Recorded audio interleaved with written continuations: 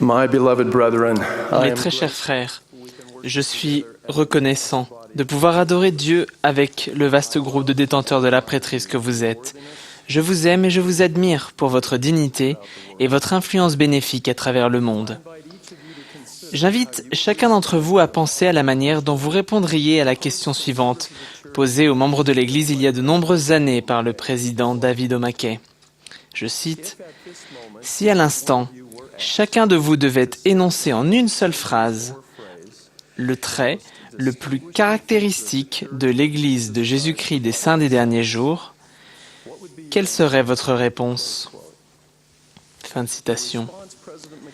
La réponse du président McKay à sa propre question était « l'autorité divine de la prêtrise ». L'Église de Jésus-Christ des Saints des derniers jours se différencie d'autres églises qui affirment que leur autorité découle de la succession historique des Écritures ou de la formation théologique. Nous déclarons, et cela nous est propre, que l'autorité de la prêtrise a été conférée directement par des messagers célestes à Joseph Smith, le prophète, par l'imposition des mains. Mon discours traite de la prêtrise divine et des pouvoirs du ciel. Je prie avec ferveur pour que l'Esprit du Seigneur nous aide dans notre étude commune de ces importantes vérités. La prêtrise est l'autorité de Dieu déléguée aux hommes sur la terre pour agir en toutes choses pour le salut de ses enfants. La prêtrise est le moyen par lequel le Seigneur agit à travers les hommes pour le salut des âmes. L'une des caractéristiques qui définissent l'Église de Jésus-Christ, dans les temps anciens et aujourd'hui, est son autorité. Il ne peut y avoir de véritable Église sans autorité divine. L'autorité de la prêtrise est donnée à des hommes ordinaires. Ce sont la dignité et la bonne volonté, et non l'expérience, l'expertise ou l'instruction, qui qualifient pour l'ordination à la prêtrise. La manière dont on obtient l'autorité de la prêtrise est décrite dans le 5e article de foi. Nous croyons que l'on doit être appelé de Dieu par prophétie et par l'imposition des mains de ceux qui détiennent l'autorité pour prêcher l'Évangile et en administrer les ordonnances. Ainsi, un garçon ou un homme reçoit l'autorité de la prêtrise et est ordonné à un office déterminé par quelqu'un qui détient déjà la prêtrise et y a été autorisé par un dirigeant détenant les clés de la prêtrise nécessaires. Il est attendu d'un détenteur de la prêtrise qu'il exerce cette autorité en accord avec la volonté et les objectifs saints de Dieu. Dans la prêtrise, rien n'est égoïste. La prêtrise est toujours utilisée pour servir, pour bénir et pour renforcer d'autres personnes. On reçoit la prêtrise supérieure par une alliance solennelle qui comprend l'obligation d'agir dans l'autorité et l'office que l'on a reçu. En tant que détenteurs de la sainte autorité de Dieu, nous sommes là pour agir et non pour subir. La prêtrise est intrinsèquement active, non passive. Le président Ezra Taft Benson a enseigné « Ce n'est pas suffisant de recevoir la prêtrise, puis de se caler dans son fauteuil et d'attendre que quelqu'un nous pousse à l'action. Quand nous recevons la prêtrise, nous avons l'obligation de devenir activement et sincèrement engagés à promouvoir la cause de la justice sur terre, parce que le Seigneur a dit « Celui qui ne fait rien tant qu'on ne le lui a pas commandé, et qui reçoit un commandement le cœur indécis, et le garde avec paresse, celui-là est condamné. » Fin de citation. Le président Spencer W. Kimball a également souligné la nature active de la prêtrise. Je cite, « On viole l'alliance de la prêtrise en transgressant les commandements, mais aussi en négligeant ses devoirs. En conséquence, pour enfreindre cette alliance, il suffit de ne rien faire. » Fin de citation. En faisant de notre mieux pour nous acquitter de nos responsabilités de la prêtrise, nous pouvons avoir la bénédiction de jouir du pouvoir de la prêtrise. Le pouvoir de la prêtrise est le pouvoir de Dieu en action à travers des hommes et des garçons comme nous et requiert la justice personnelle, la fidélité, l'obéissance et la diligence.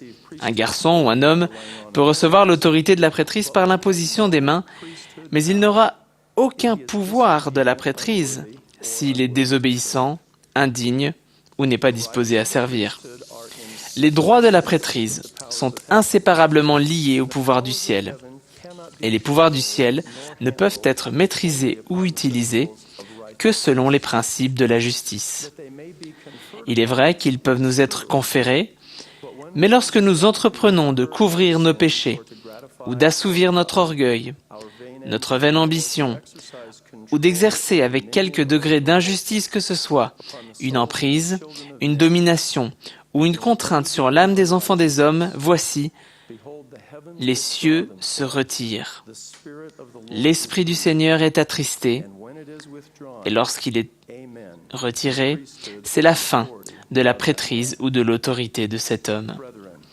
Mes frères, il est inacceptable pour le Seigneur qu'un garçon ou qu'un homme reçoive la prêtrise, mais néglige de faire ce qui est nécessaire pour se qualifier pour avoir le pouvoir de la prêtrise. Les détenteurs de la prêtrise, jeunes et vieux, ont besoin de l'autorité et du pouvoir, la permission nécessaire et la capacité spirituelle de représenter Dieu dans l'œuvre du salut. J'ai été élevé dans un foyer avec une mère fidèle et un père merveilleux. Ma mère descendait de pionniers qui avaient tout sacrifié pour l'Église et le royaume de Dieu. Mon père n'était pas membre de notre Église et avait voulu devenir prêtre catholique dans sa jeunesse. Finalement, il a choisi de ne pas entrer au séminaire et est devenu fabricant d'outils et de teintures. Pendant une grande partie de sa vie d'homme marié, mon père a assisté aux réunions de l'Église de Jésus-Christ des Saints des Derniers Jours avec notre famille. En fait, la plupart des gens de notre paroisse ne savaient pas que mon père n'était pas membre de l'Église. Il jouait dans l'équipe de softball de notre paroisse et l'entraînait, aidait aux activités scouts et soutenait ma mère dans ses divers appels et responsabilités.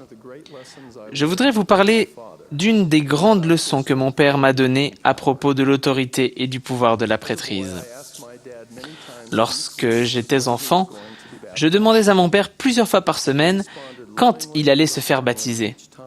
Il me répondait avec amour mais fermement chaque fois que je le harcelais. « David, je ne deviendrai pas membre de l'Église pour ta mère, pour toi ou pour qui que ce soit d'autre.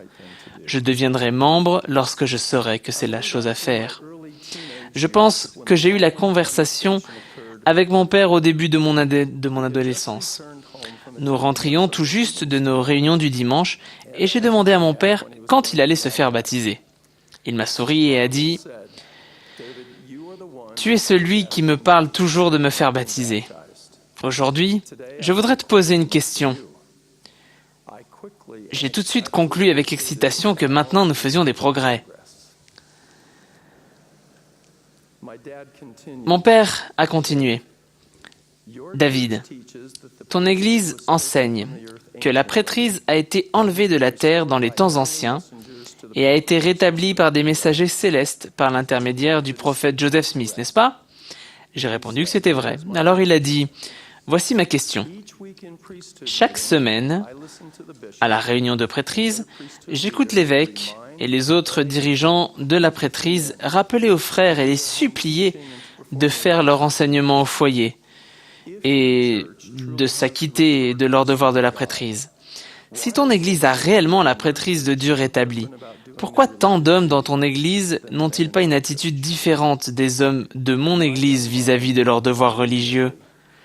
Mon jeune esprit s'est immédiatement trouvé bloqué. Je n'avais rien à répondre à mon père. Je pense que mon père avait tort de juger de la validité des prétentions de notre Église à l'autorité divine, d'après les manquements des hommes qui fréquentaient dans notre paroisse. Mais sa question impliquait le point de vue correct, que les hommes qui détiennent la sainte prêtrise de Dieu devraient être différents des autres. Les hommes qui détiennent la prêtrise ne sont pas fondamentalement meilleurs que les autres, mais ils devraient agir différemment.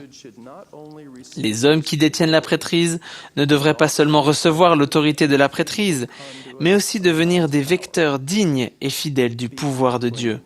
Soyez purs, vous qui portez les vases du Seigneur. Je n'ai jamais oublié les leçons à propos de l'autorité et du pouvoir de la prêtrise que m'a donné mon père. Un homme bon, qui n'était pas de notre foi, qui en attendait plus de la part d'hommes qui affirmaient détenir la prêtrise de Dieu. Cette conversation du dimanche après-midi avec mon père, il y a de nombreuses années, a produit en moi le désir d'être un bon garçon. Je ne voulais pas être un piètre exemple et une pierre d'achoppement pour la progression de mon père dans son étude de l'Évangile rétabli. Je voulais simplement être un bon garçon. Le Seigneur a besoin de nous tous, détenteurs de son autorité. Soyons honorables, vertueux et de bons garçons, en tout temps et en tout lieu. Vous serez sans doute intéressé d'apprendre qu'un certain nombre d'années plus tard, mon père se fit baptiser. Et en temps opportun, j'ai eu la possibilité de lui conférer la prêtrise d'Aaron et la prêtrise de Melchisédek. L'une des grandes expériences de ma vie a été d'observer mon père recevoir l'autorité et finalement le pouvoir de la prêtrise. Si je vous parle de cette leçon mordante que mon père m'a donnée, c'est pour souligner une vérité simple. Recevoir l'autorité de la prêtrise par l'imposition des mains est un premier pas important, mais ce n'est pas suffisant.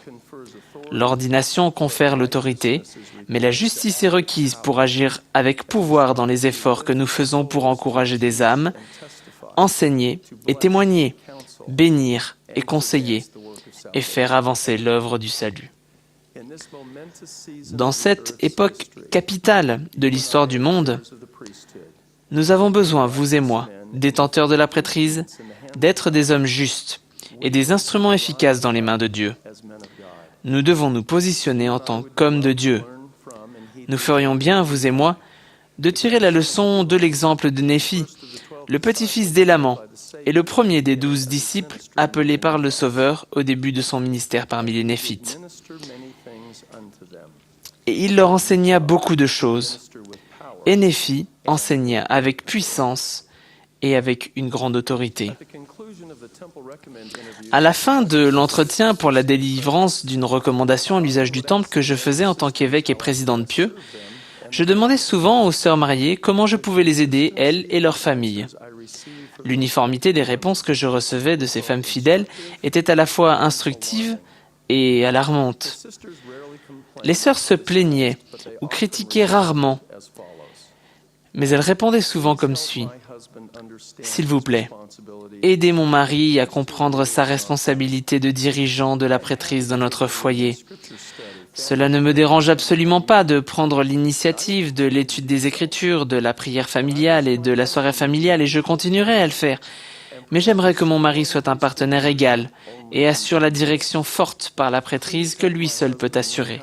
S'il vous plaît, aidez mon mari à apprendre comment devenir à la maison un patriarche et un dirigeant de la prêtrise qui préside et protège. » Je pense souvent à la sincérité de ces sœurs et à leurs demandes. Les dirigeants de la prêtrise entendent les mêmes préoccupations aujourd'hui. De nombreuses femmes supplient pour avoir un mari qui ait non seulement l'autorité de la prêtrise, mais aussi le pouvoir de la prêtrise. Elles aspirent à un partenariat égal avec un mari et un compagnon de la prêtrise dans l'édification d'un foyer centré sur le Christ et l'Évangile. Mes frères, je vous promets que si nous méditons dans la prière sur les supplications de ces sœurs, le Saint-Esprit nous aidera à nous voir tels que nous sommes vraiment et nous aidera à reconnaître ce que nous devons changer et améliorer. Et c'est maintenant, mes frères, qu'il faut agir. Ce soir, je réitère les enseignements du président Monson, qui nous a invités à être des exemples de justice. Il nous a maintes fois rappelé que nous sommes les messagers de Dieu et que nous avons droit à son aide en fonction de notre dignité. Nous détenons, vous et moi, l'autorité de la prêtrise qui a été rétablie sur terre en cette dispensation par des messagers célestes, Jean-Baptiste et Pierre, Jacques et Jean. Et ainsi, chaque homme qui reçoit la prêtrise de Melchisédek peut faire remonter sa ligne d'autorité directement jusqu'au Seigneur Jésus-Christ. J'espère que nous sommes reconnaissants de cette merveilleuse bénédiction. Je prie pour que nous soyons purs et dignes de représenter le Seigneur en exerçant son autorité sacrée. Que chacun d'entre nous se qualifie pour le pouvoir de la prêtrise. Je témoigne que la sainte prêtrise a été rétablie sur la terre en ces derniers jours et se trouve dans l'Église de Jésus-Christ des saints des derniers jours. Je témoigne également que le président Monson est le grand prêtre dirigeant de la haute prêtrise de l'Église et la seule personne sur terre qui détient et peut exercer toutes les clés de la prêtrise. Je témoigne solennellement de ces choses au nom sacré de Jésus-Christ. Amen.